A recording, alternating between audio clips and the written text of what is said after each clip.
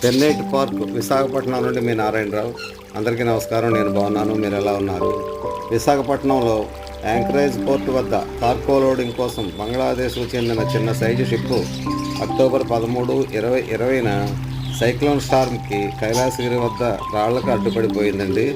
ఎంత ప్రయత్నించినా నీటిలోకి పంపలేకపోయారు.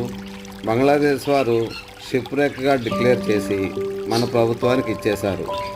ఆంధ్రప్రదేశ్ టూరిజం డెవలప్మెంట్ కార్పొరేషన్ వారు 20 అక్టోబర్ 2021న గిల్మెరైన్ వారి వద్ద నుండి 4.5 కోట్లకు దీన్ని కొన్నారు. ఒక ఫ్లోటింగ్ రెస్టారెంట్ పెట్టాలని అనుకున్నారు, ఇంకా కార్యరూపం దాల్చలేదు. మీరు అక్కడికి వెళ్ళినవాడు పెన్నెట్ పార్క్ దగ్గర తప్పకుండా ఈ షిప్ను చూడండి. నా వీడియోలు నచ్చితే దయచేసి లైక్ చేసి షేర్ చేయమని కోరుతున్నానండి. నమస్తే, సెలవు, మీ నారాయణరావు.